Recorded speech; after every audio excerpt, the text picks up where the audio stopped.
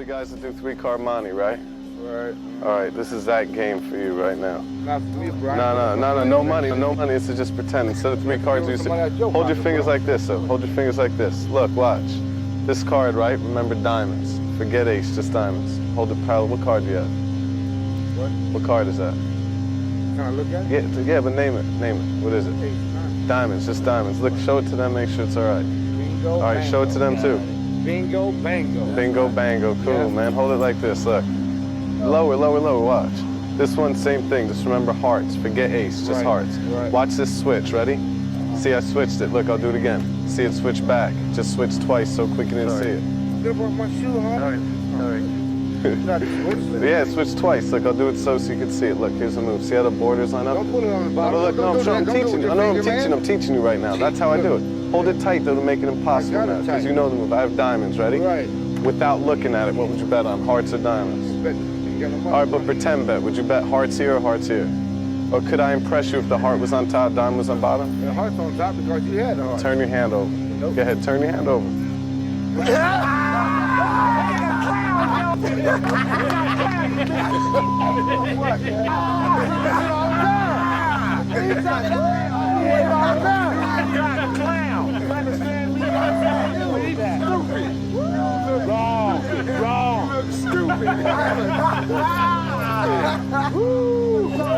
You know what though? I think you shake his hand and apologize. You know what I'm saying? Because you look so man.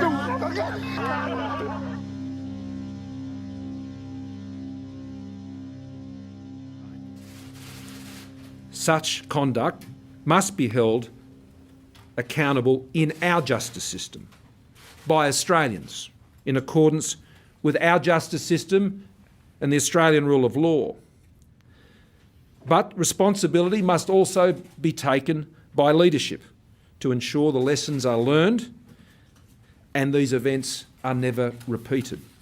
Accountability. Accountability will be the cornerstone of Defence's response to this inquiry. Just on cultural issues, are you willing to have senior leaders in the ADF sacked over, or if it emerges that they looked the other way or knew about what was going on and just allowed it to flourish?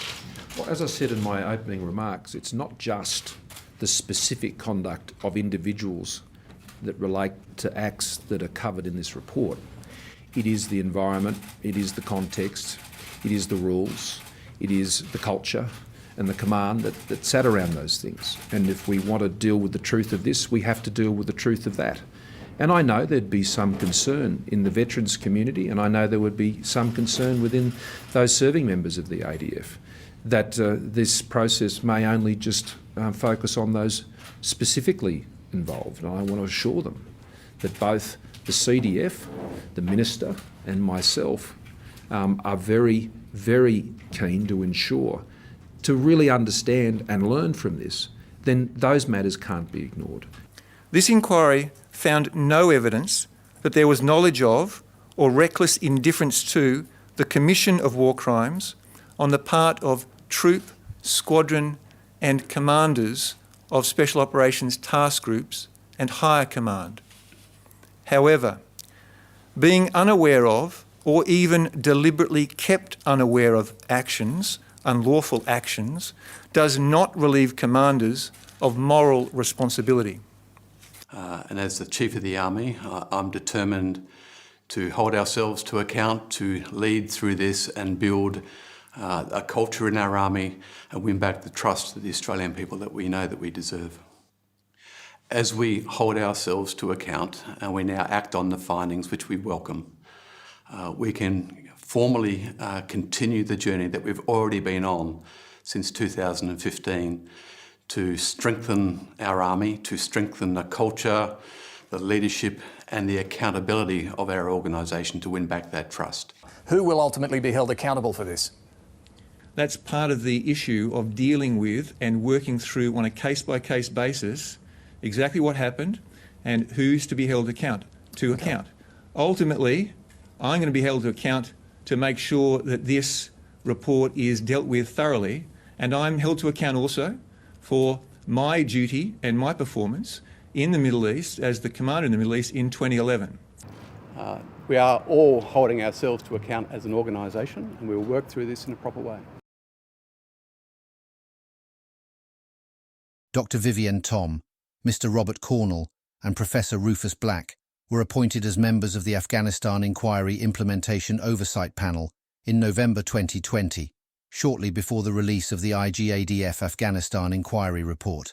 The government will also establish a separate and independent oversight panel comprising 3 eminent Australians whose expertise and experience will provide oversight and assurance relating to defence response to the inquiry relating to cultural, organisational and leadership change.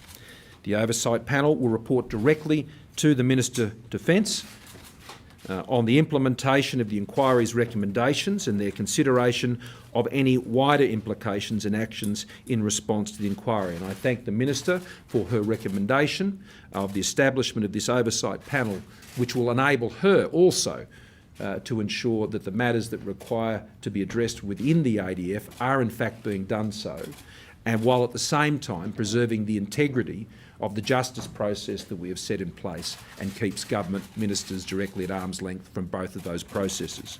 The oversight panel will be comprised of Dr. Vivienne Tom AO, a former Inspector General of Intelligence and Security, Robert Cornell AO, a former Secretary of the Attorney General's Department, and Professor Rufus Black, Vice-Chancellor of the University of Tasmania and a noted ethicist. Ultimately, the oversight panel will be the government's and the public's independent body to ensure that Defence is making the changes recommended by the inquiry to help ensure we can address any underlying issues. Its role will be an essential part of ensuring ongoing confidence in our Defence Force. As the PM has said, I've appointed 3 eminent Australians to this oversight panel, and between them they have all of the requisite expertise and experience in complex and sensitive legal matters, in forensic review, in organisational scrutiny and reform, in ethics and in policy development. And to lead the panel, Dr. Vivienne Tom AM will be leading that panel of work. And the oversight panel will report directly to me on Defence's implementation of the inquiry recommendations. But importantly, it will also consider and also report on any wider implications and actions in response to the inquiry findings. The panel reports directly to the Defence Minister on the implementation of the Afghanistan Inquiry's recommendations and may consider any wider implications and actions in response to the inquiry. The panel's terms of reference included consideration and review of the role of the command element and its oversight of and accountability for deployed forces. How often do you expect to be hearing from this oversight panel? Why don't you deal with that one first, Linda? Okay. Well, in relation to the oversight panel, I will get an official report every quarter from them. The panel produces quarterly reports, the first 10 of which have been released under FOI. In its second report, the panel states that the IGADF inquiry did not comprehensively deal with organisational responsibility or accountability. The panel also notes that it has heard disagreement from soldiers and veterans with the blanket exemption of senior defence hierarchy from responsibility. In response, the panel recommended a top-down review and root cause analysis by a senior defence official to assess whether Defence's organisational structure contributed to the alleged war crimes and whether there were failings in enforcing the law of armed conflict. The scope of the oversight panel's top-down review were: 1. There should be a top-down review of what occurred from an organisational accountability perspective. 2. The review should analyse the extent to which organisational policies and structures contributed to the alleged war crimes. 3. The review should analyse the failures to enforce strict compliance with the laws of armed conflict. 4. The underlying root causes of the failures of organisational accountability should be identified. 5. The review should set out a remediation plan. The oversight panel wrote to the Minister and Acting Minister for Defence, recommending the top-down review in order to respond to the widespread criticism that Defence's IGADF Afghanistan inquiry and implementation plan did not properly address issues of organisational accountability. And can I just stress, nothing will be out of bounds for this inquiry. There are many lessons, no doubt, to be learnt at many levels, and so this inquiry, this panel, will be absolutely looking at all of them. The next quarterly report reiterated issues regarding organisational accountability for alleged war crimes. In the period between the second and third panel report, Angus Campbell appointed Andrew Hocking to perform the top-down review recommended by the panel. The fourth quarterly report repeated the issue of organisational accountability and said that the panel met with Hocking and provided input into his draft report. The panel members noted they met with Hocking twice, but had this criticism of his draft report. The Lessons Learnt report does not address the strong criticism and sense of unfairness expressed by some present and past members of the Special Forces, particularly the SASR, about the lack of organisational and senior officer accountability for any aspect of the events that occurred in Afghanistan. In its sixth report, the panel reported, In March 2021, the panel questioned whether Defence's response adequately addressed the issue of organisational responsibility and accountability. Since then, the question of senior leadership responsibility has been raised repeatedly in our discussions with ADF members, in the media, and by other stakeholders. There are two issues. First, senior defence officers did not enforce SF's compliance with standard defence rules and regulations and, in Brereton's words, displayed willful blindness to indicators that things were not as they should be. Even where officers were directly aware of breaches, they did nothing or even participated, for example, drinking at the Fat Lady's Arms. At present, the panel understands that ADF disciplinary procedures deal with actions, but not failure to act. The second issue is that the failure for any accountability to be required from senior officers, as would occur in the Australian Public Service or the private sector, is widely resented in the SF and a factor contributing to lowered morale. The panel suggests that, until this issue is directly addressed in some way, the reform program will not be able to satisfy all of the Minister's objectives. During this reporting period, in March 2022, Hocking published his paper, Preparing for the Future, Key Organisational Lessons from the Afghanistan Campaign. The eighth report highlighted that the panel had discussed command accountability with Angus Campbell and Rick Burr. The panel commented on the Hocking paper, stating that it did not deal with enforcement and failures of accountability. Defence has published several papers recently dealing with leadership training which strongly emphasise leadership accountability. They are worthwhile as far as they go, but they do not deal with enforcement and failures of accountability. How often do you expect to be hearing from this oversight panel? Why don't you deal with that one first, Linda? Okay. Well, in relation to the oversight panel, I will get an official report every quarter from them, and I will be reporting regularly to the Parliament on their reports to me. If I need more, then I will obviously ask them to do more. So I will be in regular contact with the oversight panel. We made an FOI request for all correspondence between any current or former Minister for Defence and the Afghanistan Inquiry Implementation Oversight Panel. We were told that no such documents exist. Major General Andrew Hocking is a graduate of the Australian Defence Force Academy and the Royal Military College Duntroon. Hocking's operational service is arguably not removed from the events in the IGADF report, which was a requirement of the appointment suggested by the Oversight Panel. Hocking did 2 tours of Afghanistan, one as the commander of the Mentoring and Reconstruction Task Force 2 in 2010, meaning he was in the Middle East during a period covered by the IGADF report and was part of the chain of command at the time.